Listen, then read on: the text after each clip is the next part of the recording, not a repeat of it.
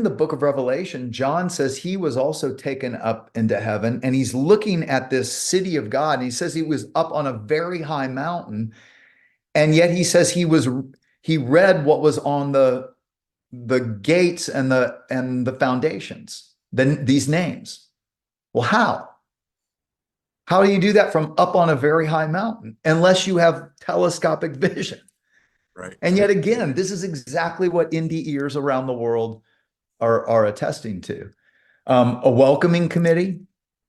People say that they often, they travel through, many times it's a tunnel, but it's not always a tunnel. Sometimes it's like through outer space. But I mean, at super, the speed of light kind of speeds, and they come to this place of exquisite beauty. And many times they have this welcoming committee of people who died before them.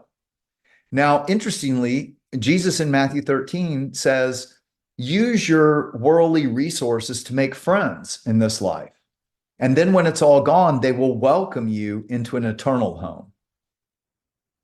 Fascinating. That's exactly what they experience. Like I said in that same chapter, Jesus talks about how we will shine like the sun. I believe that's actually the experience of the very life and light and love of God that resonates and shines through us, and not always, which is fascinating.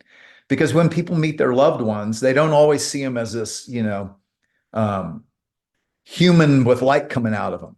And by the way, often when that happens, they're wearing a particular robe, which is it took me a while to figure that out.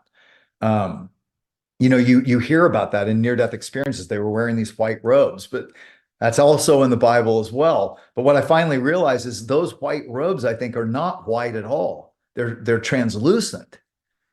And somehow it's kind of like they let the light and the love of God shine out of us to others. And so, I mean, I can go on and on and on. Time. They say, near-death experiencers say time doesn't work the same way. Some of them say, well, there was no time. But I don't think that's it, because others say, no, there was time, but it didn't work the same way. And interestingly, in 2 Peter 3, this is one of Jesus' disciples, he says, don't forget that to the Lord, a 1,000 years is like a day, and a day is like 1,000 years. And in Imagine the God of Heaven, I talk about how, if we experience time in one dimension, right? So our time is linear, only going in one direction. You can never go back, and you can only go forward in one direction.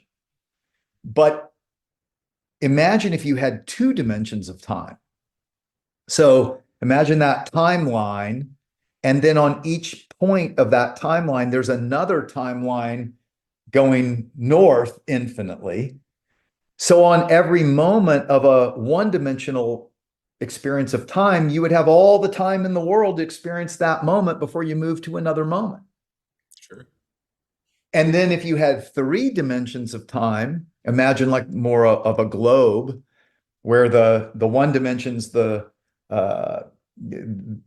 equator, and the second dimension are the longitudinal lines going up to one point of time, the North Pole.